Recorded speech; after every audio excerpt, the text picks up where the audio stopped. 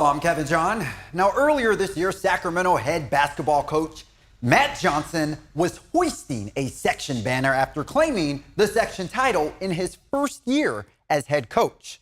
Now, less than 6 months later, Johnson was terminated from his position at Sac High. I had a chance to sit down with him earlier today in an exclusive interview you'll only see here on ABC 10. Last year, everything was great. We won the championship. Everything was great. Something changed throughout the year. I'm not quite sure what it was, but about a month ago or 3 weeks ago, there was a rumor going around campus saying I was going to get fired. And I was like, whoa, I'm hearing all these rumblings. And then there was rumors around campus saying I was going to get suspended. Coach Johnson goes on to explain why he feels the school may have wanted to suspend him. They were saying I was having unsanctioned practices and unsanctioned open gyms and practices, but every single practice that I had was approved through John on the calendar in the school. Coach Johnson tells me there was a kid who was suspended who was not allowed to be at practice. While he does admit he allowed the kid to practice, he defends his reason why. The gym is supposed to be a safe place for kids to come.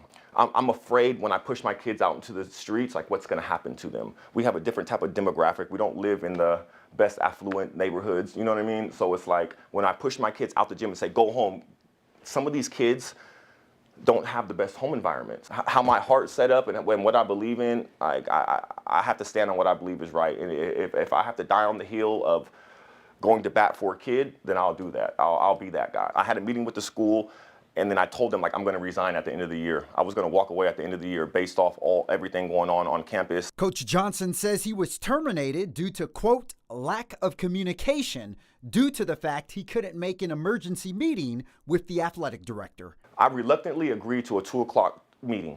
That same day, on Friday, I couldn't make it, and I texted him at like 10. I was like, hey, John, I'm not going to be able to make it. I'm available all day Monday. Let's reschedule. And then I send that text. 15 minutes later, he calls me and fires me in a voicemail. But this is what hurt my heart more than anything else. Like, in the letter, he said, I feel that you being the head coach is not in the boys' best interest this year. Like, I don't know how anybody in this world can justify.